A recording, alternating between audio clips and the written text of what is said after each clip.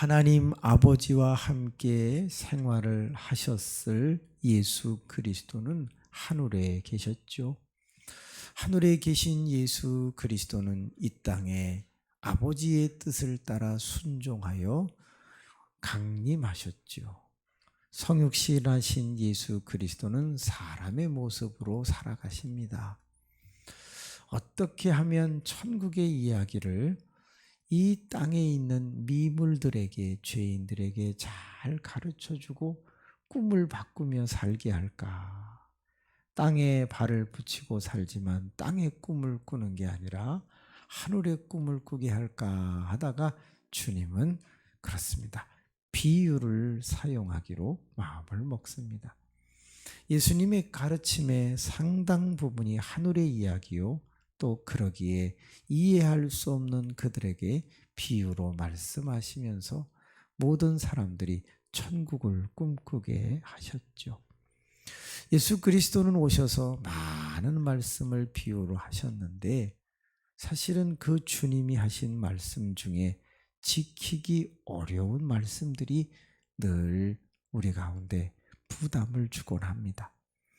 저는 신앙생활을 63년 하면서 주님의 말씀 중에, 비유의 말씀 중에 이런 건 너무 지키기가 어렵다 하는 것들이 늘 마음에 부담을 줍니다.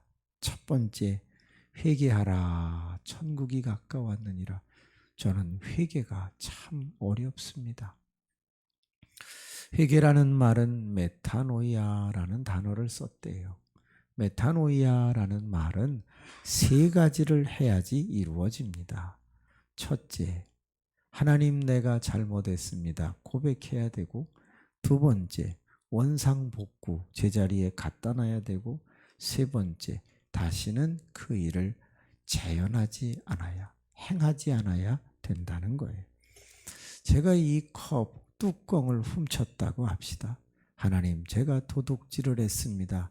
잘못했습니다. 회개 고백이 있어야 하고, 제자리에 갖다 놔야 하고, 세 번째, 다시는 훔치는 일이 없어야지 된다는 거예요. 이게 메타노이아랍니다. 그러면 여러분, 회개라는 말을 다른 말로 바꾸면 뭐가 될까요? 변화. 하나님이 다 바꾸신다. 어쩜 이렇게 일치할까? 그렇습니다. 날마다 변화되어야 하는 거죠. 왜? 회개하니까. 그러면 이 세상에서 가장 많이 바뀐 사람은 누구여야 할까? 예수 오래 믿은 사람. 예수 오래 믿은 사람은 날마다 회개했을 것이고, 회개했으면 지금쯤은 성자가 되어 있어야 하는 거 아닌가? 그런데 너무 슬픈 일이 뭐지요? 한국교회의 분쟁은 초신자 때문에 일어나지 않아요. 오래 믿은 사람들 때문에 일어난단 말이죠. 그러면 솔직히 말하면 여러분, 변화된 게 아니라 변질된 것일는지도 모르겠다 그 말이에요. 가장 슬픈 것은 제 자신을 돌아봅니다. 이렇게 오래 모태신앙으로 신앙생활을 했으면 지금쯤은 걸어다니는 천사가 되어 있어야 할 텐데, 제가 제 자신을 보면 30대가 지금보다 더 거룩하고 진실하고 온전했던 것 같아요. 그때가 더 겸손했던 것 같아요. 지금은 오히려 교만한 것 같아요. 목사 안수를 받을 30대에는 그렇습니다. 누군가가 저에게 뭐라고 말하면 네 하고 아멘입니다 하고 다 받아들였던 겸손이 있었는데, 지금은 누군가가 저에게 뭐라고 말하면 감히 나한테 그렇게 말해라는 쓸데없는 생각이 든단 말이죠. 나이 들어서 연륜과 경륜 때문에? 아니요. 온전히 변화되지 못해서 그런 것 같아요. 제가 단에 서 있는 이유가 의롭고 거룩하고 성결하고 진실하기 때문인가? 아닙니다. 하나님이 긍휼히 여겨주시기 때문에 이 자리에 있는 거죠. 따지고 보면 더 많이 회개하고 더 많이 변화되어야 하는데 저는 이상하게 회개가 어렵네요. 어제도 잘못했다고 기도는 했는데 과연 오늘 변화된 삶을 살 수 있을지는 또 하나의 의문점으로 남습니다. 여러분은 어떻습니까? 우리가 날마다 회개한다면 상향곡선을 그리면서 계속 성숙해져 가야 할 텐데 왜 우리의 신앙은 자꾸 올라갔다 내려갔다 파도를 치는 것일까?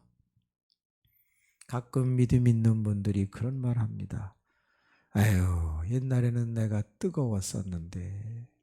그럼 지금 어떻다는 거예요? 많이 미직지근하다는 것을 말하는지도 모른다. 신앙생활을 하는데 주님의 말씀 중에 두 번째 지키기 어려운 게 있네요. 사랑하라, 서로 사랑하라. 전 사랑이 어렵습니다. 회개도 어렵지만 사랑이 솔직히 너무 어렵습니다. 나를 사랑하는 사람을 사랑하는 건 하겠는데 나를 미워하는 사람을 사랑하는 건 정말 어렵네요. 성경은 누구까지 사랑하라고 했냐면 원수까지 사랑하라. 원수를 사랑하고 너를 대적하는 자를 위하여 기도하라. 주님이 그렇게 말씀하셨는데 미운 사람이 사랑이 됩니까? 사랑하는 척은 하겠는데 솔직히 마음이 열려 사랑하는 건 잘 안 됩니다. 제가 목회를 39년째 하고 있는데 30년 넘게 저를 힘들게 하는 집사님이 있습니다.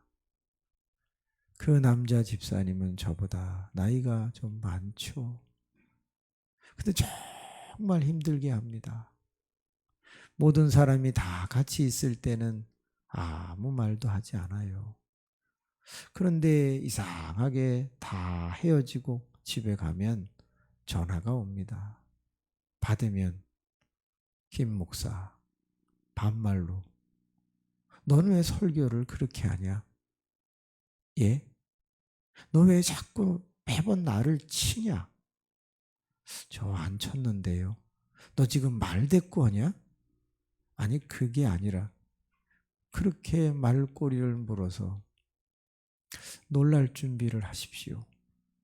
짧으면 20분, 길면 4시간, 매일같이 32년째. 여러분 같으면 사랑이 되겠습니까? 저는 모성적 성향을 받았습니다. 아버님이 일찍 돌아가시면서 어머니 슬하에서 자랐는데 그러다 보니까 어머님의 성품을 그대로 닮았어요. 화를 잘 못 내요. 그냥 참는 것밖에 몰라요. 어머니는 앉으시기만 하면 걸레를 가지고 방을 이렇게 닦으셨어요. 하루에 6, 7번씩. 그래서 그랬나 어머님 슬하에서 자란 저는 신방을 가면 저도 모르게 걸레를 갖고 그 집사님 집을 뱅뱅 닦고 있더라고요. 야, 이게 보는 대로 하는 것 같아요. 보는 대로. 어머님은 화를 못 내세요. 늘 참으세요. 그러니까 저는 그분을 보고 30년 넘게 참다 보니까 그분은 자기를 받아주는 자가 저밖에 없다고 생각을 하는지도 모르겠습니다. 상처가 커서 그러겠죠. 사랑, 여러분 그렇게 만만한 게 아니잖아요. 우리가 손양원 목사님도 아니잖아요. 저는요, 그 남자 집사님이 만수교에 등록하기를 원합니다. 빨리 나와갖고 이 교회로 등록하기를 원합니다. 할렐루야. 왜 아멘을 안 해요? 빨리 크게 하세요. 성유한 목사님도 한번 되어봐야 돼요. 얼마나 징글징글한가. 사랑 쉽지 않습니다. 세 번째 주님이 하신 말씀 중에 참 지키기 어렵다. 전도하라 땅 끝까지 모든 민족에게. 저 전도가 어렵습니다. 맞습니다. 저는 38가지의 전도 방법을 딸딸 외우고 그리고 1년에 12명을 무조건 목회할 때 전도하고 한 달에 1명씩 한참 때는 2년에 836명을 등록시키기도 했고 그런 모든 방법을 논문으로 써서 전도학 박사가 되었고 5개의 신학대학원에서 전도학과 설교학을 가르쳤고 그런데 미안합니다. 전 지금도 전도가 부끄럽습니다. 전도가 힘듭니다. 전도하기가 싫습니다. 억지로 하지만. 여러분 어저께 전도했습니까? 저는 어제 전도 신용만 했습니다. 콩나물 국밥집에 갔는데 아줌마에게 그래도 내가 전도학 박사니까 아줌마 이분이 만수교회 목사님이십니다. 꼭 나오세요. 결국은 나올 때 그분이 그러대요. 예. 그것이 10번 되면 오실 줄로 믿습니다. 그래요. 하루에 한 번이라도 예수 믿으세요. 그 말도 못하는 목사라면 하나님이 심판하지 않으시겠나라는 생각을 해봅니다. 왜 전도가 어렵죠? 영적 전쟁이기 때문에 어려운 거겠죠. 사탄은 어떻게 하든지 막으려고 할 테니까. 그런데 예수님이 하신 말씀 중에서 이건 정말 더 어렵다라는 게 있습니다. 저는 기도하라가 어렵습니다. 기도하라. 이 기도하가 너무 어려워요. 왜 기도가 어려운가? 그렇습니다. 기도는 하면 할수록 발달되어야 되고 성숙해져야 되기 때문에 어렵습니다. 어린아이가 말을 할 때는 맘마, 쭈쭈, 반말 막 그런 게 나오지요. 그런데 어린아이가 성장하고 나면 어휘력이 많아지고 존칭어를 써야 되고 대상에 따라서 언어하는 구사하는 방법이 달라야 되잖아요. 그렇기 때문에 처음 믿을 때는 떠듬떠듬 기도하지만 신앙생활의 연륜이 깊어지면 그 기도만 들어도 하나님이 감동을 하시고 회중들이 그 기도를 들을 때 공감이 되고 그래야 되는 거거든요. 저는 오늘 기도하신 장로님이신지요? 엄청 은혜 받았어요. 말이 청산유수로 막 쏟아져 나오시는 것은 아니지만 내용 하나하나 구석구석에 참 섬세함이 느껴져서 되게 감사했고 또 저를 위한 기도가 너무 은혜가 됐어요. 하나님 저분에게 만복을 허락하여 주옵소서. 잘 되시기를 원합니다. 살아오신 날보다 살아갈 날이 짧으시겠지만 하나님의 역사가 크시기를 소망합니다. 저는 가끔 교우들이 기도하는 그 내용을 듣습니다. 그런데 저희 교회에서 기도를 하려면 적어도 신앙 연륜이 짧은 사람은 안 하잖아요. 집사님이시더라도 오래되신 분이거나 권사님, 장로님들이 기도를 하신단 말이죠. 하루는 어떤 분이 기도를 했어요. 대표 기도를. 그런데 10년 전이나 10년 후나 기도가 똑같은 거예요. 그래서 제가 여러분 미안한데 신앙생활을 오래 하면 말씀도 더 많이 알 거고 그러니 기도를 조금씩 더 성숙하게 해보시면 안 되겠냐고 기도에 대한 말씀을 자꾸 전했어요. 그랬더니 교인들이 대표기도 안 하겠대요. 어려워서 부담돼서 기도시키면 교회에 옮긴다고 막 그래요. 그래도 아니다. 기도의 목적 중에 하나가 뭐냐? 응답이다. 그럼 기왕에 기도를 했으면 응답을 받는 게 낫지 않냐? 허공을 치는 메아리가 돼서야 되겠냐? 그러니까 기도는 잘해야 되지 않겠냐? 그래서 계속 기도에 대한 말을 했는데 어느 날 갑자기 어머나 한 분이 기도를 했는데 너무 잘했어. 난 세상에 그렇게 기도를 잘한 걸 처음 들어봐. 알고 보니까 베껴 갖고 왔어. 대표 기도문이라는 책을 베껴 갖고 왔어. 그래도 너무 좋았어. 그 다음 주일날 또 다른 분이 기도를 했는데 이분 더 잘했어요. 이분은 2권을 골라서 베껴 갖고 왔어. 근데 한 가지 이상한 걸 느꼈어요.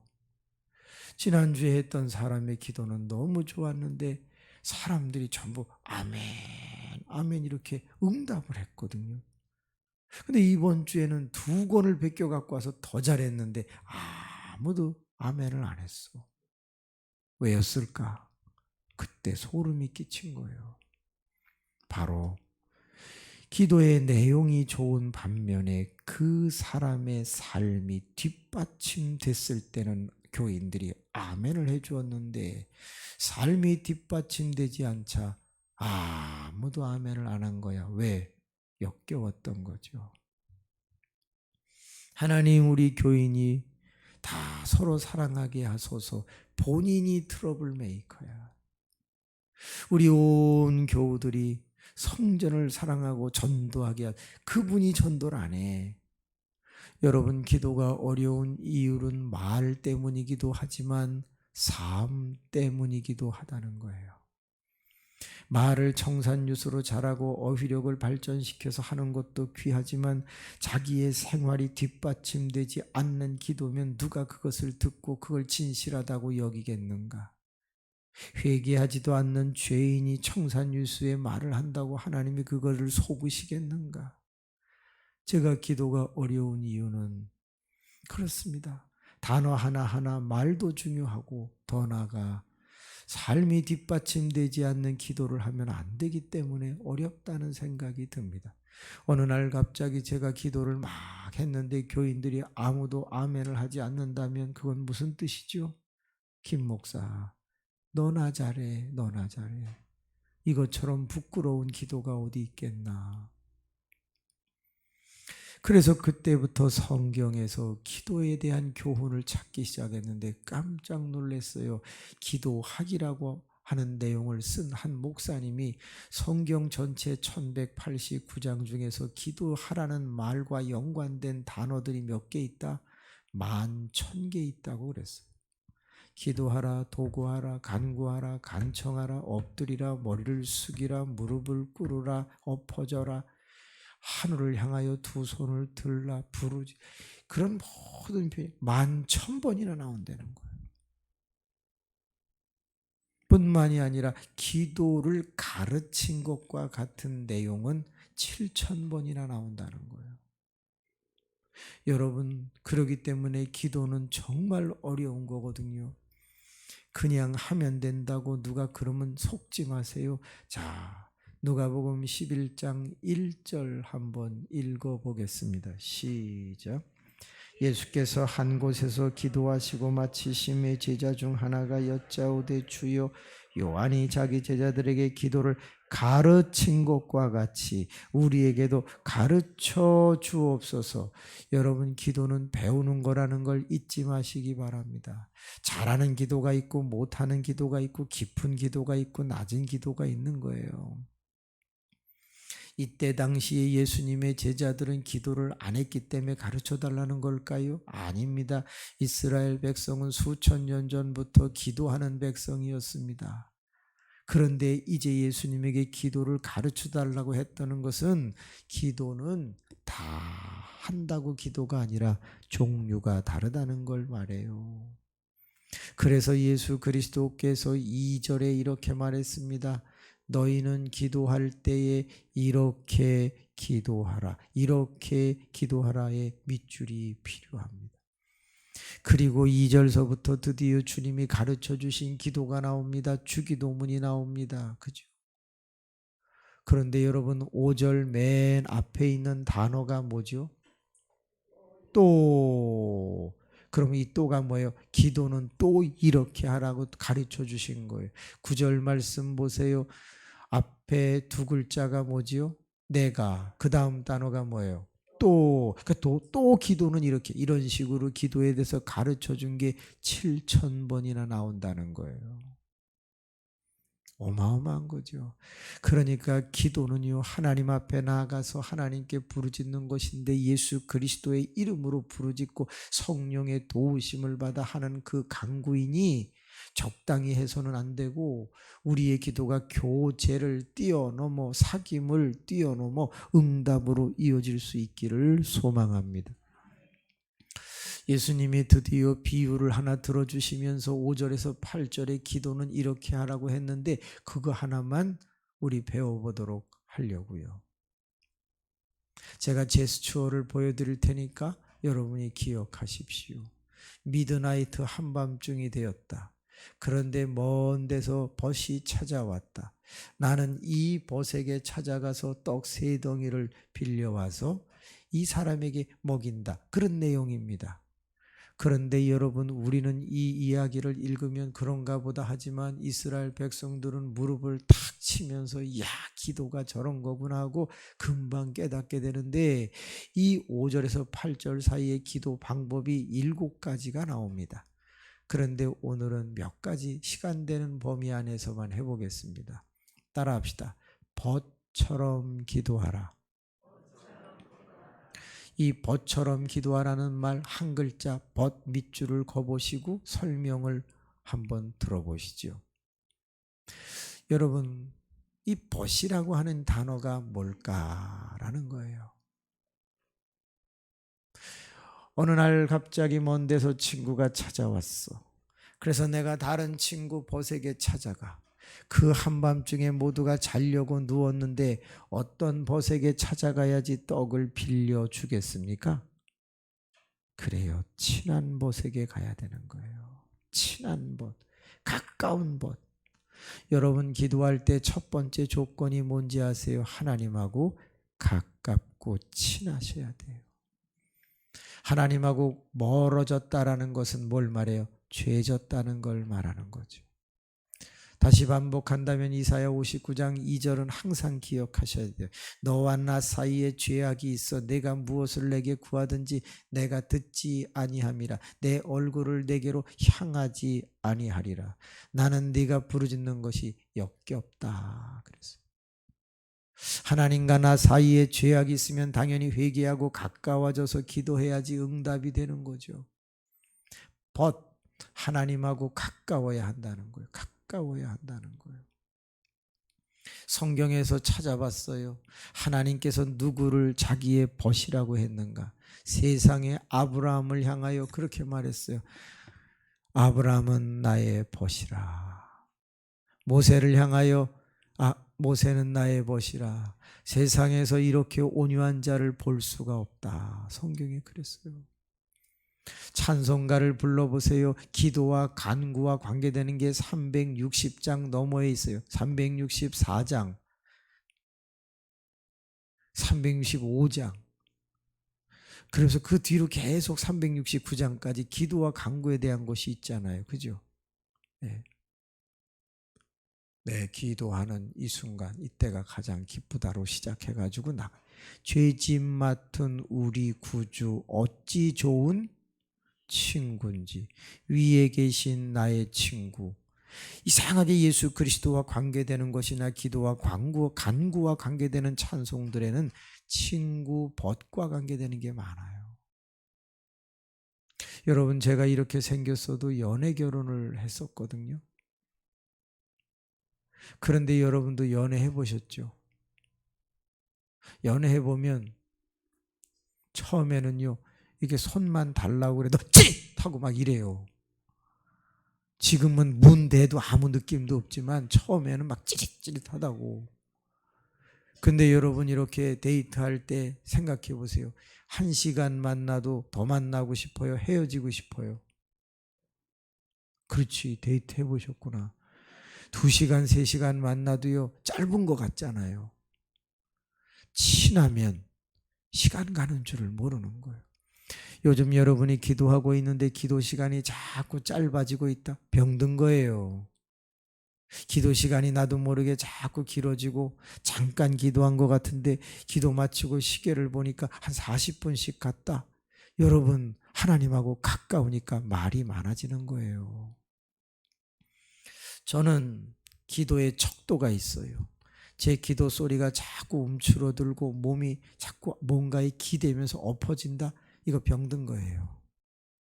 기도 시간이 자꾸 줄어든다. 이거 병든 거예요. 그렇기 때문에 기도할 때 항상 2가지. 내 목소리가 커지고 있는가? 2번째, 시간이 늘어나고 있는가? 어저께 우리가 한 26분 정도 간절하게 통성으로 저녁에 기도를 했어요. 어두운 죄악길에서 박수를 치고 기도를 했어요. 모두가 옆 사람과 손을 잡고 기도했어요. 제가 나가는데 그 계단에서 한 사람이 하는 말을 들었어요. 갑자기 눈물이 핑 돌았어요. 그분이 자기 같이 오신 분에게 이렇게 말하더만, 아유, 오래간만에 기도다운 기도를 했어. 이랬어요. 제가 그 말을 들을 때, 야, 저분은 기도의 맛을 아는 분이구나. 그런데 그동안 기도를 안 하셨구나. 적당히 했구나. 대충 했구나. 그런데 오늘은 뜨겁게 했다는 말이구나. 야, 수요일 날 저녁에 엄청 세게 기도해야 되겠다. 이런 마음을 가졌어요. 말씀과 기도로 사람은 거룩해져 가는 거라고 디모데 전서에 말하고 있잖아요. 근데 현대인들의 가장 큰 폐단은 뭐냐면 말씀은 너무 많이 하는데 기도 시간은 상대적으로 너무 짧은 거예요. 설교는 많이 듣는데 기도하는 시간은 너무 적은 거예요. 엄밀히 말해보면요, 기도 시간이 적으면 응답 받을 내용도 적을는지도 모르잖아요. 그러므로 따라합시다. 내가 하나님하고 벗처럼 가까워야 되겠다. 기도 시간이 길어져야 되겠다. 말이 많아야 되겠다. 두 번째, 따라합시다. 밤중처럼 기도하라. 문제가 언제 터졌습니까? 밤중에 터졌습니다. 그래서 밤중에 기도를 했죠. 그런데 이 밤중이라는 단어를 다른 말로 바꿔보겠습니다. 평상시에 하지 않던 방법대로 기도하라. 이런 의미를 해석할 수 있습니다. 창세기 32장에 보면 야곱이라고 하는 사람이 부엘세바에서 떠났다 하란으로 가서 다시 이제 지팡이 하나 가지고 가서 두 떼를 거두어 거부가 되어 아버지 집으로 돌아오는데 형 에서가 400명을 거느리고 쫓아온다는 소리를 듣습니다. 그때 그 야곱은 이렇게 합니다. 모든 재산을 떼를 나누어서 앞서 보내며 이건 형 거라고 말하라고 종에게 시키고 자기 가족 중에서 사랑하는 자는 뒤쪽으로, 그리고 별 볼 일 없는 사람은 앞쪽으로, 그래서 레아 같은 사람은 앞쪽으로, 라헬은 뒤쪽으로, 자식도 그렇게 배치를 해서 다 강을 건너 보낸 다음에 이런 말이 있습니다. 야복가에 홀로 남아 경야한다, 이런 말이 있어요. 경야, 밤을 지샌다는 거예요. 그래서 환도보가 위골되고요. 그렇죠? 분이엘, 하나님의 얼굴을 보았다는 사건이 나타납니다. 저는 여기서 되게 이상한 게 있어요. 문제가 터졌어. 형이 쫓아온대. 원한 때문이겠지. 그렇다면 온 가족과 함께 그 소식을 들었을 때 통성 기도를 하면 됐을 텐데 왜 가족은 다 보내놓고 혼자 남아, 그것도 밤에 밤새도록 기도했을까? 평상시에 하지 않던 방법대로 하는 기도가 밤중이라는 의미에 담겨 있다, 그 말이에요. 저는 그러기 때문에 목회를 할 때 1년에 6번 작정 기도를 시킵니다. 40일씩 3번, 21일씩 3번. 그래서 우리 온 교우들이 365일 중에 반은 작정 기도로 살아가도록 돕습니다. 왜? 그렇게 할 때에 역사를 경험하는 일이 많기 때문인 것이죠. 여러분, 작정기도, 부흥회가 끝나고 나면 교회는 교회대로, 영혼은 영혼대로 작정기도에 돌입할 수 있게 되기를 바랍니다. 그래요. 7일을 하든지 21일을 하든지 40일을 하든지 100일을 하든지 누가 시켜서가 아니라 그냥 간절하게 작정기도를 하면 하나님은 그 영혼에게 응답하지 않으시고는 배길 수 없을 만큼 사랑의 자비의 인자의 하나님이심을 믿으시기 바랍니다. 그래요. 세 번째 기도가 있습니다. 따라합시다. 새덩이처럼 기도하라. 벗처럼 기도하라. 밤중처럼 기도하라. 새덩이처럼 기도하라. 한 글자, 두 글자, 세 글자. 근데 이 새덩이라는 말에는 놀라운 신비가 담겨 있는데 우리는 잘 못 느끼죠. 그래서 당시의 풍습을 따라서 풀어보겠습니다. 류모세라고 하는 분이 열린다 성경이라는 책을 8권 썼는데 그 가운데 기가 막힌 힌트가 있습니다. 여러분, 퀴즈를 하나 낼 테니까 신앙생활 잘 하시는 여러분이 한번 답을 맞춰보시죠. 먼 데서 벗이 찾아왔다. 그에게 먹이려고 새덩이를 빌리러 갔다. 그 새덩이라는 단어를 기억하고 지금부터 계산을 한번 해보겠습니다. 어제 저녁에는 제가 이야기식 설교 동화 구연처럼 말씀을 전했는데 마태복음 14장에 오병이어 이야기가 나오죠. 보리떡 5개를 가지고 5,000명을 먹였는데 요한복음 5장에 보면 이 보리떡 5개를 누가 갖고 있었다고 기록하고 있죠? 어린아이. 다른 문헌에는 니콜라라고 되어 있습니다. 성경에는 없지만. 그런데 마태복음 15장에는 7병이어가 나옵니다. 4,000명을 먹일 때 보리떡 7개가 있다고 그래요. 그 보리떡 7개는 누가 가지고 있다고 기록되어 있죠? 안 나와요. 5개는 어린아이라고 그러는데 7개는 제자가 가지고 왔는데 누가 갖고 있었다는 얘기가 없어요.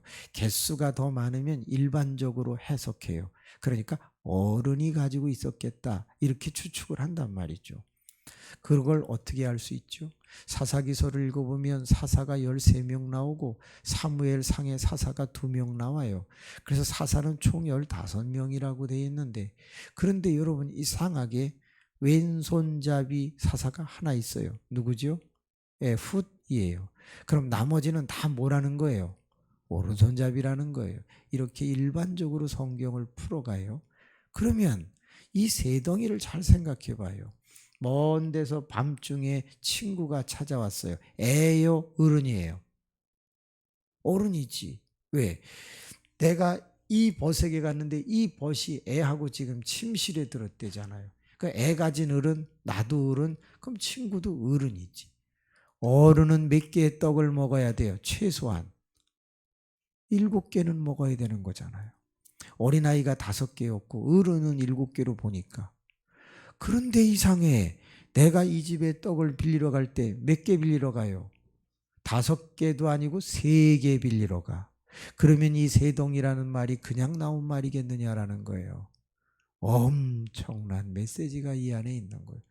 해석이 몇 가지가 있는데 그 중에 하나만 맛배기로 드릴게요.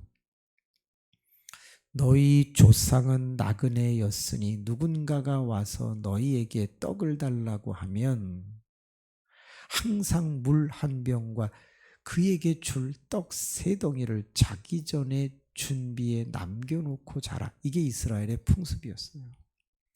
그러니까 모든 집들은 다 자기 전에 이스라엘 백성 선민이라면 떡 3덩이를 준비하고 자는 거예요.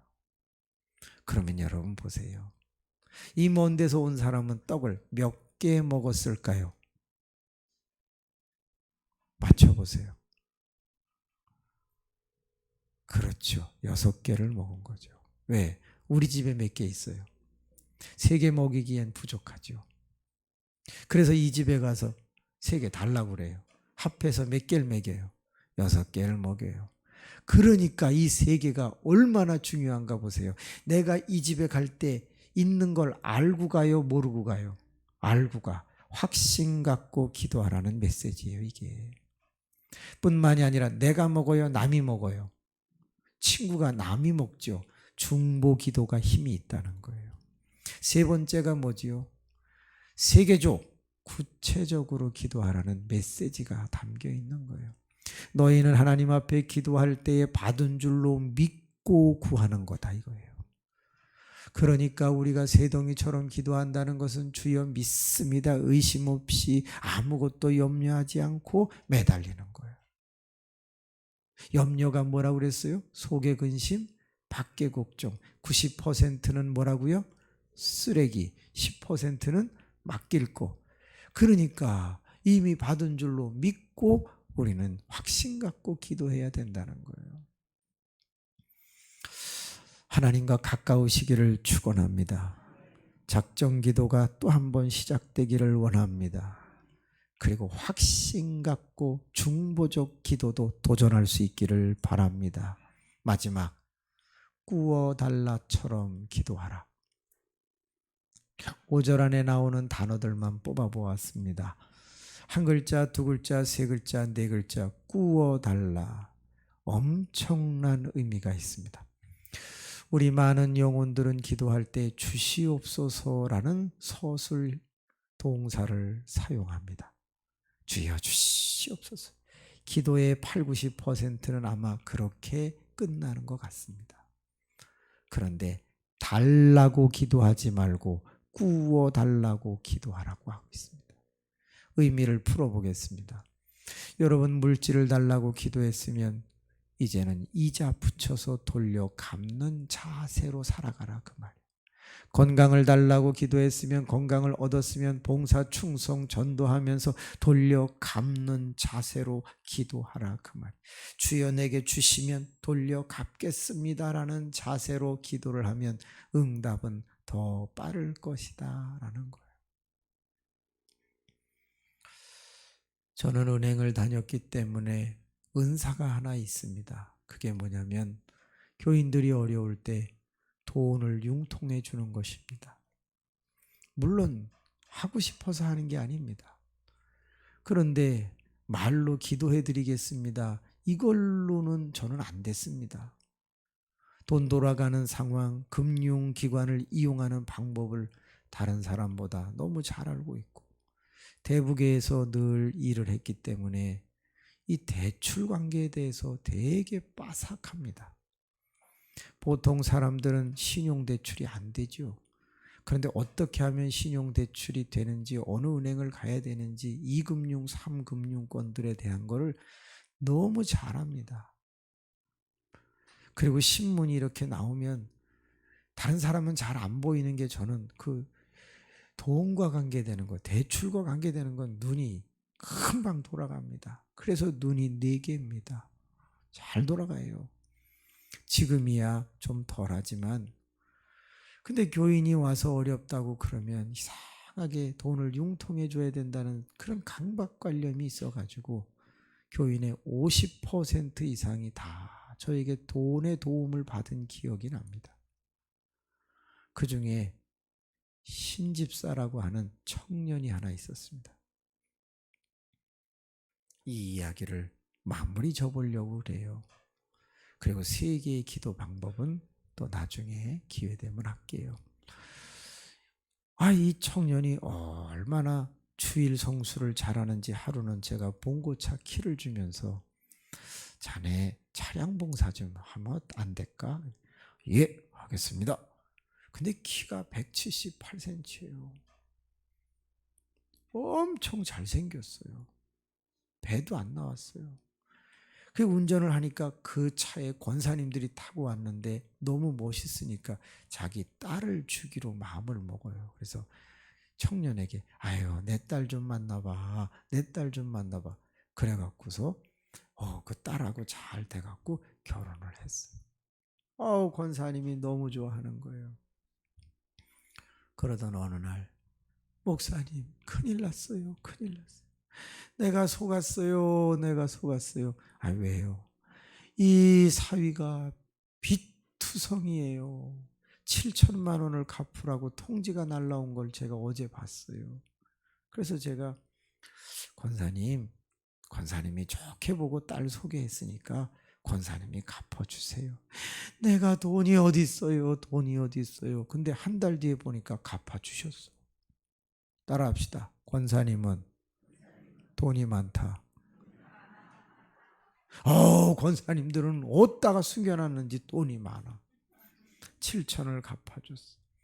그 뒤에도 계속 여기저기서 통지가 날라오는 거예요. 알고 보니까 다단계를 한 거예요. 강남에서. 그래가지고 다단계로 그냥 완전히 파산을 한 거죠. 하루는 이 신집사가 운전을 잘 안 해요. 차량 운행을. 자꾸 빠져. 신집사님, 그 왜 운전을 자꾸 빠져? 죄송합니다. 죄송합니다. 목사님, 잘 할게요. 근데요, 목사님, 돈 좀 빌려주세요.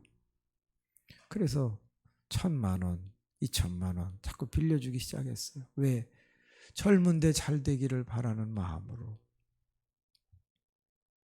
결론. 교회 안 나와. 사람 잃고 돈 잃었어. 그죠? 전화를 했어. 왜 안 나와? 내가 돈 때문에 그러는 게 아니야. 예수 믿어야지. 예. 목사님, 지금 제가요 찜질방에서 장작대고 있는데 곧 나가겠습니다. 그러더니 하는 말이 뭐냐? 목사님, 온라인 번호 불러드릴게요. 돈 좀 붙여주세요. 미안합니다. 이해하고 들으세요. 그때 제가 저도 모르게 욕이 나왔어요. 야, 이 새끼야, 너 나한테 돈 맡겨놨어? 내가 지금 너한테 얼마 빌려줬는지 알아? 그런데 내가 돈 얘기하지 않고 너 교회 나오라고 하지 않았어? 너 지금 온라인으로 나한테 돈 붙이라고 하냐? 너 죽을래? 그러면서 제가 화를 냈어요. 주님도 가끔 독사 이 새끼들아, 그 새끼를 하셨기 때문에 저도 새끼 한 거니까 오해 없으시기 바랍니다. 신명기 28장 4절에 새끼라는 말이 3번 나옵니다. 그러니까는 저도 새끼를 했어요. 그리고 딱 한마디 했어요. 야, 너 빌려간 거 단 5만 원이라도 한 번이라도 갖다 주고 온라인으로 붙이라고 그랬으면 내가 말하지 않고 붙였을 거야. 너는 매번 달라고만 하고 한 번도 안 갚으냐? 넌 양심이 있냐 없냐? 여러분, 한번 생각해 보세요. 우리는 매일같이 기도가 주시옵소서야. 근데 정작 내가 돌려갚는 게 없다면 하나님은 우리에게 뭐라 할까요? 욕은 안 하시겠지만 넌 양심도 없냐? 그러지 않겠냐는 거예요. 그래서 제가 깨달은 것 중에 하나가 뭐냐? 꾸어달라라는 이 동사가 왠지 모르게 기도 중에 매우 중요한 방법 중에 하나가 될 수 있다는 걸 증거합니다. 그리고 나서 우리가 부르짖어야 할 게 7절, 그렇습니다. 8절에 있는 간청함을 해야 되지 않겠습니까? 얼핏 보면 다른 건 다 하지 말고 간청만 하면 된다는 것처럼 강조되어 있지만 아니요, 단계가 다 필요한 거죠. 따라합시다. 하나님하고 가깝자. 작정기도 시작하자. 확신 갖고 기도하자. 남을 위해 기도하자. 돌려 갚으면서 기도하자. 그리고 매달리자. 거룩하시고 자비로우신 아버지 하나님, 오늘은 마지막 새벽이라 조금 더 길었습니다만 우리 모두가 기도를 할 때 막연하게 허공을 향하여 외치는 기도를 하지 말게 하시고 하나님 아버지 응답받는 기도, 살아있는 기도, 말의 문제, 삶의 문제, 그리고 정확한 기도를 함으로 우리의 기도가 날카로운 칼이 되어 문제를 베어버릴 수 있도록 인도해 주시옵소서. 하나님, 오늘 저녁에는 상상을 초월하는 하나님의 은혜와 하나님의 임재와 은사의 잔치가, 그리고 하나님이여 이 남동 지방회에 31개 교회가 부흥하는 엄청난 전도 비결을 나누려고 합니다. 하나님의 역사가 일어나게 하여 주옵소서. 선택된 자들이 올라오게 하시고 하나님의 역사를 보게 하옵소서. 사랑하는 교부 여러분, 감사합니다.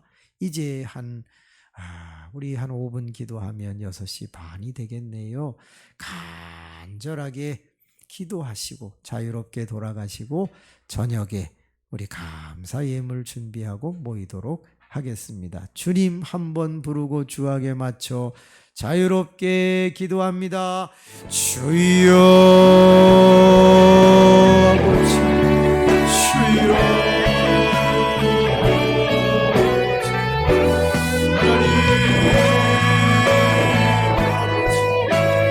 기도가 깊어지게 하소서. 우리의 기도가 길어지게 하소서. 아버지, 주님께서 역사하여 주시는데 아버지, 우리 기도가 응답되는 그 귀한 축복 누리게 될 줄로 믿사오니 주여 아버지, 주님과의 친밀함을 잃어버리지 않게 하여 주시옵고 아버지 하나님, 주님의 복됨을 누리며 아버지 기도할 수 있는 우리들 되게 하여 주시옵소서. 하늘문을 열어주시옵소서. 되어 주시는 아버지 주님이시여 우리가 의지하는 은혜가 많으신 아버지 사랑하는 영혼들을 주여 위하옵니다. 아버지 박모서 기분이고 사랑을 축복하여 주시옵소서. 한빛 예세 음악 학원을 붙들어 주시기를 원합니다. 이현종 이현지 청년을 붙들어 주시기를 원합니다. 이진솔 이다솔 붙잡아 주세요. 유창복 적거리 남유자 아버지 하나님 권사님을 축복해 주시기를 원합니다. 이성규 이은규 청년 주님 붙들어 주세요. 박진현 박진 청년을 붙들어 주세요. 성아은 청년을 붙들어 주세요. 그의 길을 앞길을 인도하소서. 김영석 집사님을 붙들어 주세요. 박세우 집사님 신철신 권사님의 간구를 들어주세요. 최석근 하나님 집사님을 붙들어 주세요. 유미영 집사님을 붙들어 주세요. 임윤남 조혜자 집사님을 붙들어 주세요. 이용삼 이미경의 권사님을 붙들어 주세요. 박웅자 권사님을 우구자 권사님을 붙들어 주세요. 오지영 하나님 영혼을 붙들어 주세요. 김대식 장현희 아버지 이태성 안정수 권사님을 붙들어 주세요. 유성훈 권사님을 붙들어 주세요. 이성희 권사님의 간구를 들어 응답하옵소서. 하나님 김주희 권사님을 붙들어 주세요. 허석자 권사님을 붙들어 주세요. 송기문 권사님 성미라 하나님 붙들어 주세요. 장명수 권사님 윤정신 권사님 김현동 이순아 권사님 윤덕영 김청욱 유경대 권사님을 붙들어 주세요. 이성옥 권사님 이정용 권사님 윤민호 하나님 집사님을 붙들어 주세요. 이영배 권사님 이문자 집사님 김희수 권사님 주여 기도를 들어주시기 원합니다. 박은수 권사님 김정수 권사님 최정수 권사님 아버지 유가제 장로님을 붙들어주세요. 장기덕 장로님 강숙자 권사님 붙들어주세요. 윤광봉 장로님 정은연 권사님을 붙들어주세요. 유영환 장로님 유정 권사님을 붙들어주세요. 유근태 장로님 정복선 권사님을 붙들어주세요. 이재장 장로님 김혜경 권사님을 붙들어주세요. 김한국 장로님 이채선 권사님을 붙잡아주세요. 이현주 장로님 김순미 권사님 소규영 장로님 김숙자 권사님 권민여 고혜윤 목사님을 붙들어주세요. 이효성 목사님 정지혜 사모님을 붙들어주세요. 아버지 하나님 간구합니다. 김재원 목사님 김재윤 목사님을 주님이 붙들어주시기를 간절히 빌고 기도합니다. 한혜은 목사님을 붙들어주시옵소서. 성중경 원로 목사님 이영란 사모님을 붙들어주세요. 손유한 목사님 장혜정 사모님을 붙들어주세요. 하늘을 열어주세요. 하나님 우리의 예물을 받으세요. 종은 기도의 제목을 전할 수 없지만 하나님이 역사해 주시기를 원합니다. 아버지